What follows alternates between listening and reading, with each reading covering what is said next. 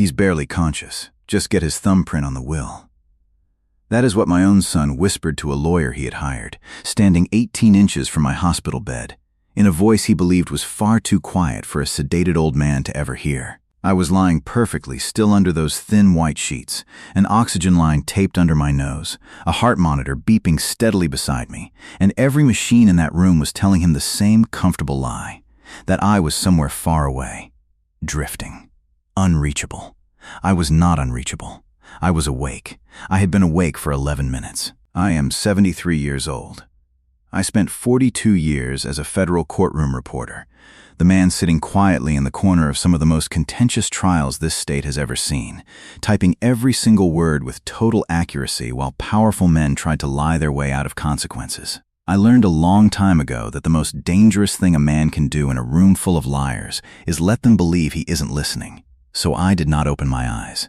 I did not move a single finger. I lay there, perfectly still, while my son Eric and a lawyer I had never met in my life stood over my hospital bed, discussing how to steal everything I had built across 73 years of life.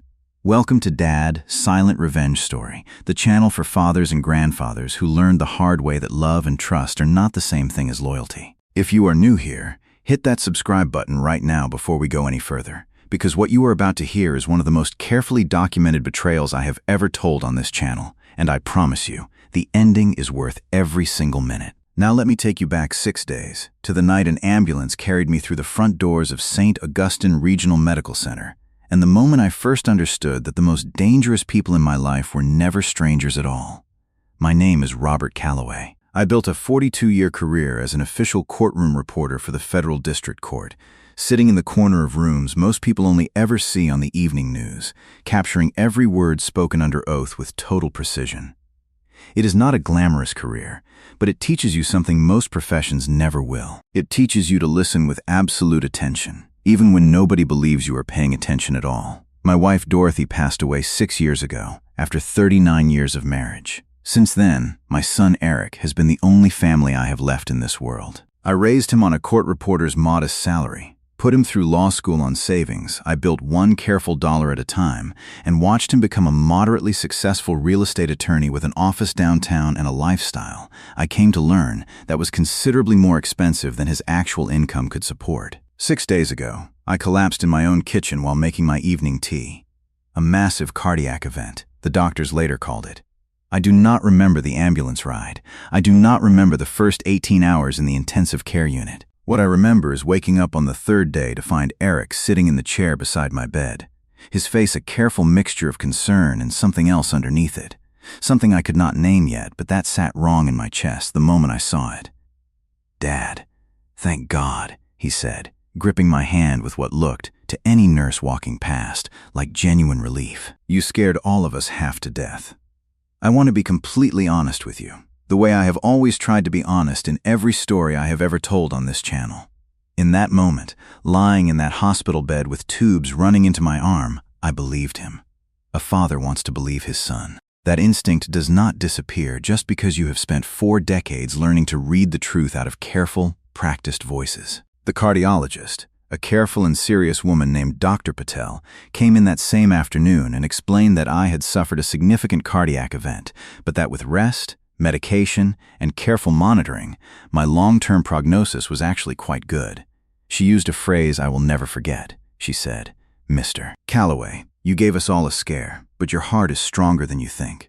I watched Eric's face when she said that. Just for a fraction of a second, something flickered across it that did not match relief. It was gone almost as quickly as it appeared, replaced instantly by his usual practiced warmth. But 42 years of watching faces in a courtroom had trained my eyes to catch exactly that kind of flicker. I told myself I was imagining it. I told myself that a man recovering from a cardiac event, heavily medicated and exhausted, was not exactly in the best position to be reading subtle facial expressions with courtroom precision. I wanted, more than almost anything else in my life, to be wrong about what I thought I saw. The following 2 days were quiet. Eric visited each afternoon, brought me coffee from the small cafe downstairs, sat with me while I dozed in and out of sedated naps. He talked about ordinary things, the weather, a case at his office, whether I wanted him to bring my reading glasses from home. But there was one detail that kept nagging at the back of my mind, the kind of small inconsistency that a 42-year court reporter's brain simply cannot let go of once it notices it. Every single afternoon, right around 2 o'clock, a particular nurse would come in to check my vitals and adjust my medication. And every single time, she would glance at Eric first, before she glanced at me. A quick, almost imperceptible look, the kind two people exchange when they already have an arrangement neither of them wants to say out loud. Her name tag read Nurse Patricia Hale. I started watching her very carefully. On the 4th night, unable to sleep despite the sedatives in my system, I overheard something through the partially open door of my room that confirmed every quiet suspicion that had been building in my chest since that flicker on Eric's face. Eric was standing in the hallway just outside my door, his voice low but not quite low enough, talking to someone on his phone. I caught only fragments through the gap in the door, but the fragments were more than enough. I heard him say, "The doctor thinks he's stabilizing," which is not exactly what we were hoping for. I heard him say, "We need to move faster than we planned." And then, in a tone so cold it made the hair on my arms stand up despite the warm hospital room, I heard him say, "If he actually recovers fully, this whole plan falls apart." I lay there in that bed, heart monitor steadily beeping beside me, and I understood with absolute clarity that my own son was disappointed his father was getting better. If you have ever overheard something from someone you love that changed everything you believed about them in a single sentence, I want you to type the word listening down in the comments right now, because I think you and I understand each other in a way most people never will. And stay with me, because what I discovered over the following 2 days is the part of this story that still makes my hands shake when I tell it. 42 years sitting in federal courtrooms teaches a man one essential lesson above every other lesson combined. If something matters, you do not act on a feeling. You build a record. You gather every fact with absolute precision, because a feeling can be argued away, but a properly documented record cannot. I had a feeling, a very strong, very frightening feeling. But a feeling was not enough to act on, not against my own son.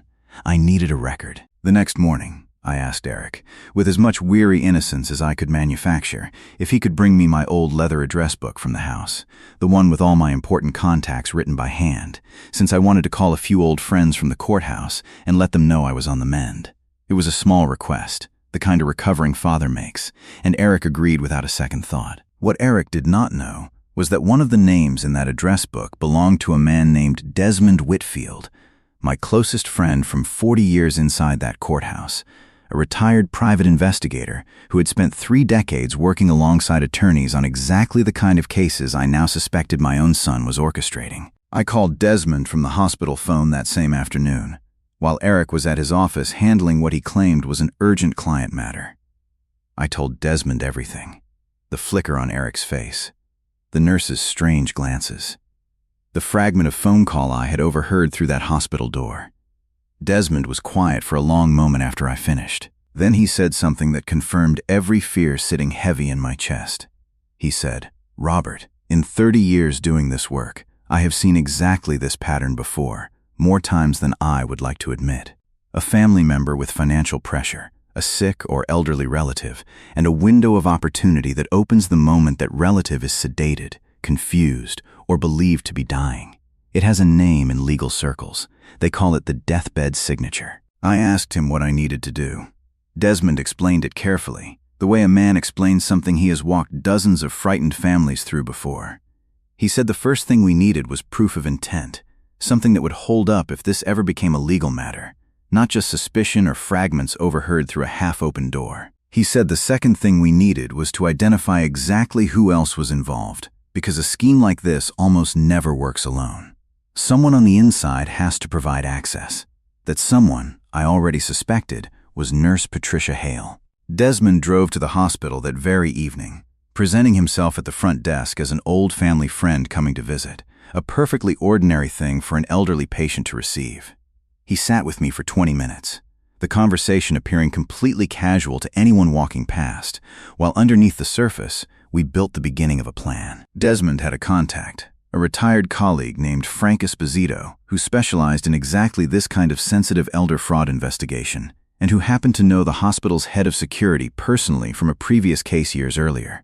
Desmond made a call that same night. The following morning, while Eric believed I was sleeping off a particularly heavy round of sedation, Hospital security quietly pulled Nurse Patricia Hale's personnel file and her recent financial records, a request that, given the seriousness of suspected elder abuse and the hospital's strict legal obligations under state law, required only a formal complaint from myself as the patient and immediate family member of concern, which Desmond helped me file through proper legal channels that very morning.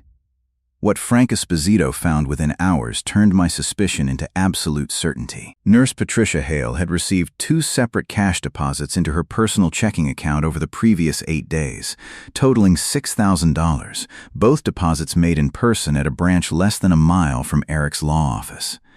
I sat with that information for a long time, staring at the ceiling of that hospital room, listening to the steady beep of my own heart monitor. My son had paid a stranger $6,000 to help him steal from his own father while that father lay sedated in a hospital bed, believing he was surrounded by people who loved him. Desmond looked at me carefully when he saw my face change. He said, "Robert, we have enough here to bring in the police right now if you want to. But I think you should consider one more step first. Something that would make this case absolutely airtight. The kind of evidence that no defense attorney could ever argue away in front of a judge." I asked him what he meant. He said, "Robert, you spent 42 years capturing exactly what people say, word for word, under oath. What if, this time, you captured it yourself? That conversation is the reason I am sitting here telling you this story today, instead of simply hoping a court would believe an old man's word against his own son's denials. If you are starting to understand exactly what kind of evidence I am about to describe, hit that like button right now. Because the next part of this story is the moment everything I had built over 6 days of quiet investigation finally came together in a single room. Frank Esposito explained the plan to me carefully, sitting beside my hospital bed the following afternoon while Eric was, conveniently, at a scheduled meeting downtown. He told me that under the laws of this state, a person who is a party to a conversation can legally record that conversation themselves without needing the consent of anyone else involved. I had simply been overhearing things passively until now. What Frank proposed was that I become an active participant in capturing the truth, the same way I had spent 42 years capturing the truth for federal judges who relied on my accuracy to determine a man's entire future. There was, however, an even more important piece to this plan, and it involved Nurse Patricia Hale herself.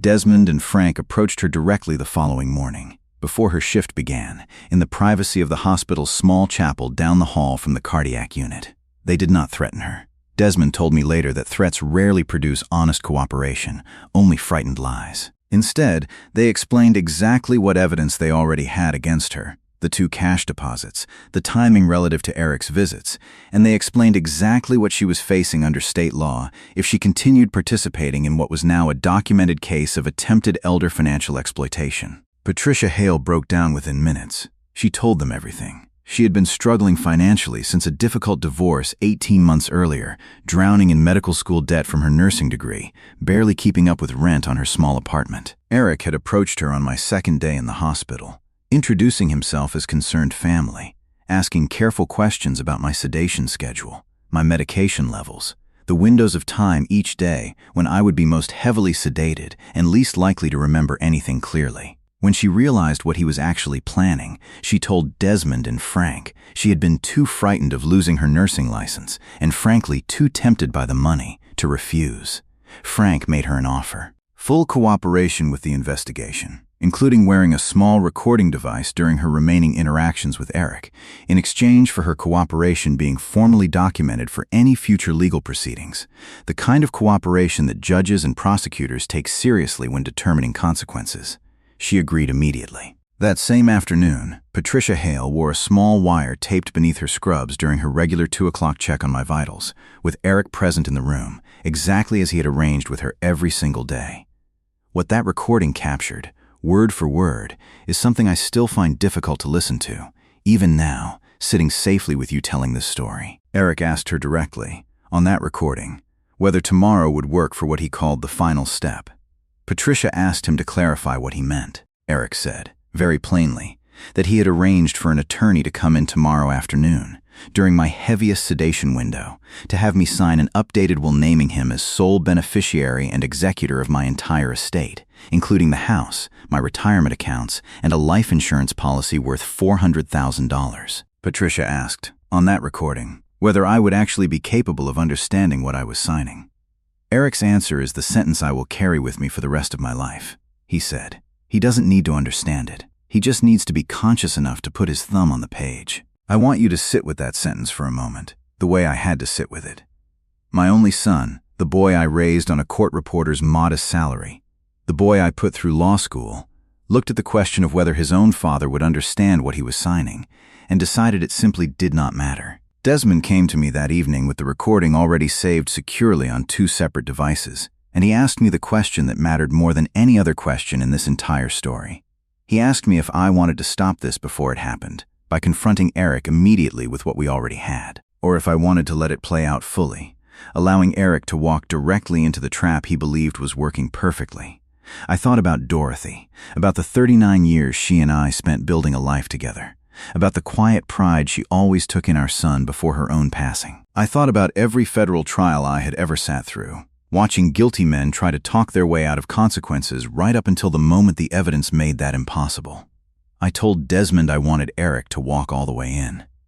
I wanted the lawyer he hired standing right there in the room. I wanted there to be absolutely no room left for denial, for excuses, for the kind of courtroom doubt that lets guilty men walk free. If you understand exactly why I made that decision, tell me down in the comments whether you would have done the same thing, confronted him immediately, or let the trap close completely. Because what happened the following afternoon is the moment this entire story has been building toward. The following afternoon arrived exactly the way Eric had planned it, except for one detail he could never have anticipated. Nurse Patricia Hale administered my regular 2 o'clock medication exactly on schedule, in full view of Eric, who watched carefully from the chair beside my bed. The same careful watching I now understood was him confirming the timing of my sedation window. What he did not know was that Patricia had quietly reduced my actual dosage by half, with Frank Esposito's full knowledge and a careful note in my chart explaining the adjustment as a standard reduction given my improving cardiac stability. I lay there afterward, eyes closed, breathing slow, and even every monitor in that room reading exactly the way Eric expected it to read. But underneath those closed eyelids, I was completely, sharply awake. At precisely 2:40 in the afternoon, the door to my hospital room opened, and I heard the careful, measured footsteps of someone wearing dress shoes, the kind of footsteps that do not belong to nurses or doctors making their rounds. "Eric," my son said, his voice carrying the particular warmth attorneys use when they want a room to believe everything happening inside it is perfectly routine. "Glad you could make it." A second voice answered, smooth and practiced. "Of course. Let's get this handled quickly, before visiting hours get busy." I felt the weight of someone standing close beside my bed. I heard the rustle of papers being arranged on the rolling tray table that normally held my water cup and my reading glasses. And then, 18 inches from my face, in a voice he genuinely believed was far too quiet for a sedated old man to hear, my son said the words that I had already, somewhere deep in my chest, known were coming. "He's barely conscious. Just get his thumbprint on the will." I lay there motionless, my heart pounding beneath that thin hospital gown, while a hired lawyer named Gregory Pell, I would learn his name in full detail over the following hours, carefully arranged a stack of legal documents on my tray table, including an ink pad meant to capture my thumbprint as a witnessed signature substitute, a method occasionally used when a patient is physically incapable of writing their own name. Patricia Hale, standing near the door under the pretense of monitoring my vitals one final time, was wearing that small wire taped beneath her scrubs, exactly as she had the previous afternoon, capturing every single word with crystal clarity. "Mester." Pell leaned over me and said, in a careful professional voice clearly meant for any future witnesses who might ask, "Mr. Calloway, can you hear me? We just need your thumbprint right here on this page to update your estate documents." I felt the cold ink pad pressed gently against my right thumb, and that is the exact moment I opened my eyes. I want you to understand something about that moment, something I have thought about every single day since it happened. 42 years sitting in federal courtrooms taught me that the most powerful moment in any case is never the shouting. It is the silence right before the truth becomes undeniable. I pulled my hand back from that ink pad, slowly, deliberately, and I looked directly into my son's face. I watched the color drain out of it in real time, the exact same flicker I had caught 5 days earlier, except this time there was nowhere left for him to hide it. "Dad," he said, his voice cracking in a way I had never once heard in 38 years of being his father. "You're awake." "I have been awake the entire time, Eric," I told him, my voice steadier than I expected it to be, given everything happening inside my chest in that moment. And I have been awake for considerably longer than you think. Gregory Pell, the lawyer my son had hired, took one careful step backward from the bed, the practiced expression on his face shifting rapidly from professional calm into something closer to genuine alarm.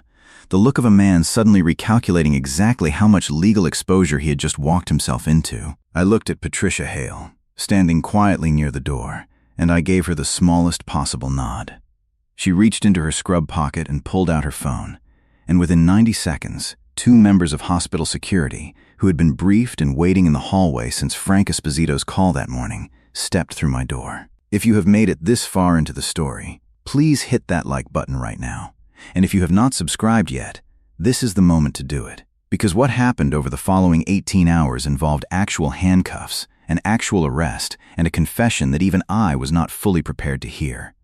Hospital security did not arrest Eric. That is not how it works. And frankly, I did not expect it to be. What they did was detain both Eric and Gregory Pell in a small administrative office near the cardiac unit, while Frank Esposito, who had been waiting in the hospital parking lot for exactly this moment, contacted the city police department directly, given the seriousness of attempted elder financial exploitation, a crime taken extremely seriously under this state's protective laws for vulnerable adults. I want to pause here and tell you something important, something I think matters to every person watching this story tonight. Sitting in that hospital bed, watching my own son being led down the hallway by hospital security, I felt something I was not expecting to feel. Not satisfaction, not victory. A grief so heavy it nearly stole the breath right out of my chest. 42 years in courtrooms taught me how to recognize guilt on a stranger's face. Nothing in that career prepared me for recognizing it on the face of the boy I had taught to ride a bicycle in our driveway. The boy whose hand I had held walking into his first day of kindergarten.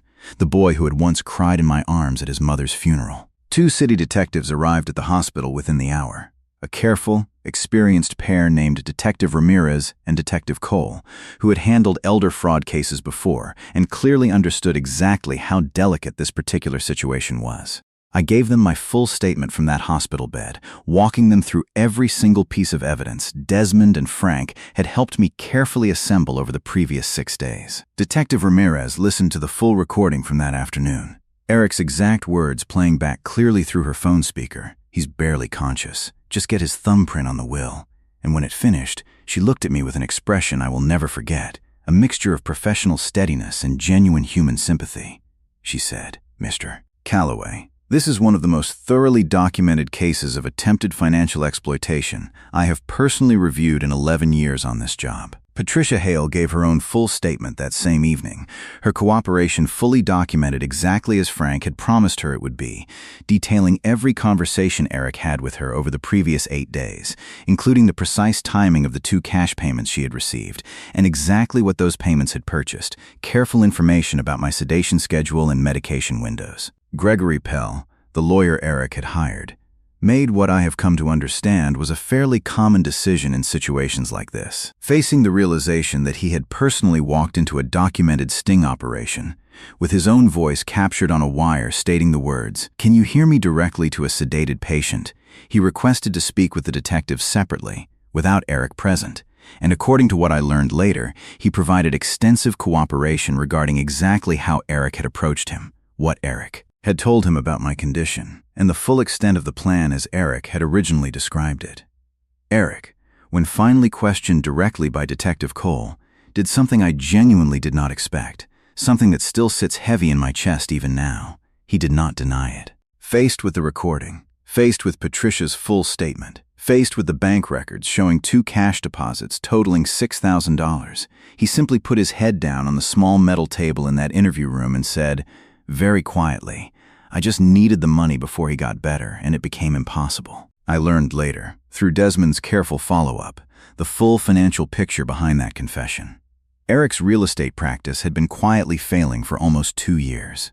He had taken out a significant business loan against the equity in his own home to cover a series of bad investments, and he was facing foreclosure within approximately 90 days. The $400,000 life insurance policy, combined with the house and my retirement accounts, would have solved every single one of those problems in one single moment, If only his father had simply pressed his thumb onto an ink pad while sedated. I am not telling you this part of the story to make you feel sorry for him. I am telling you because I think it matters, the way the truth always matters more than the comfortable version of events. My son was not a monster who appeared overnight. He was a desperate man who made a choice, a series of choices, each one slightly worse than the last, that led him to stand over his own father's hospital bed and decide that an old man's understanding of what he was signing simply did not matter anymore. That is the part of this story I want every person watching tonight to truly hear. Desperation does not excuse betrayal. It only explains how a person who once held your hand walking into kindergarten can become a person willing to steal your entire life while you lay sedated and trusting in a hospital bed. Eric was formally charged the following morning with attempted financial exploitation of a vulnerable adult, conspiracy, and forgery related to a fraudulently prepared estate document. Patricia Hale, given her full and immediate cooperation, was charged with a significantly reduced offense, and based on her testimony and assistance throughout the investigation, ultimately received a sentence involving probation and the loss of her nursing license rather than significant prison time. Gregory Pell faced separate disciplinary proceedings through the State Bar Association for his role in attempting to execute an estate document on a sedated patient without proper verification of capacity. If you have ever had to make an impossibly painful choice between protecting yourself and protecting someone you raised with your own two hands, I want you to know I understand that particular kind of grief in a way I never expected to understand it. Stay with me, because what I want to tell you next is not about punishment at all. It is about what came after. It has been 7 months since that afternoon in my hospital room. Eric accepted a plea agreement 3 months ago, avoiding a full trial in exchange for a sentence of 4 years, with the possibility of earlier release for good behavior. I did not attend the sentencing hearing. Desmond offered to go in my place and tell me afterward exactly what was said, and I accepted that offer gratefully, because I genuinely was not certain my own heart, still recovering from that cardiac event, could survive sitting in a courtroom watching my only son sentenced for trying to destroy me. I have received 2 letters from him since then, mailed from the correctional facility where he is currently serving his sentence. I have not opened either one yet. Desmond, who understands grief better than almost anyone I know, told me there is no correct timeline for forgiveness and that I owe nobody, not even myself, an explanation for when or whether I choose to read what is inside those envelopes. I keep them in the same drawer where I used to keep Dorothy's old letters from when we were courting, all those decades ago. I am not entirely sure why I keep them there. Perhaps some part of me is not ready to fully separate the son I raised from the man who stood over my hospital bed that afternoon. My physical recovery, meanwhile, has gone remarkably well. Dr. Patel was right that day. She sat beside my bed and told me my heart was stronger than I thought. My own cardiologist, the woman who never once flickered with disappointment at my improving health, tells me I am now in better cardiac condition than I was 3 years before my collapse, thanks in large part to the careful lifestyle changes I have made since that frightening week in the hospital. I sold the large house Eric grew up in. Desmond helped me find a smaller place closer to the courthouse where I spent 4 decades of my career, a quiet 2-bedroom near a small park where I now walk every single morning. The same kind of walk Dr. Patel recommended for my heart, and the same kind of walk that has given me far more time to think clearly than I ever expected to need. Patricia Hale, I learned through Desmond's careful follow-up, used the difficult period following her own legal consequences to enroll in a financial counseling program, working to rebuild the stable life that desperation and a moment of terrible judgment had nearly destroyed. I do not know if I will ever fully forgive the choice she made, the choice to help a stranger steal from a sedated old man for $6,000. But I do believe, having watched her face the moment Desmond and Frank confronted her in that hospital chapel, that her fear and her cooperation were genuine, and I have chosen, in my own quiet way, to wish her well in whatever life she manages to rebuild.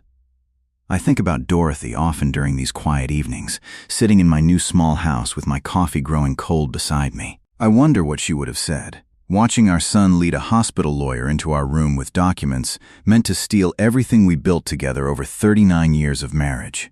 I believe, with everything left in my heart, that she would have told me exactly what I eventually told myself, standing in that hospital room with the ink pad pressed against my thumb. That love does not require you to hand someone the power to destroy you, simply because that someone shares your blood. I want to leave every person watching this story tonight with something I believe more deeply than almost anything else in my 73 years on this earth.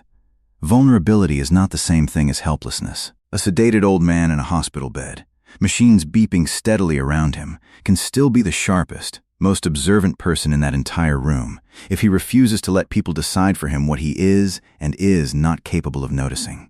If you are caring for an aging parent right now, or if you are an older person yourself who has ever felt that uncomfortable flicker of doubt about someone close to you, I want you to trust that instinct. Do not act in anger. Do not confront recklessly. But build your record, quietly and carefully, the way I learned to build a record across 42 years inside federal courtrooms.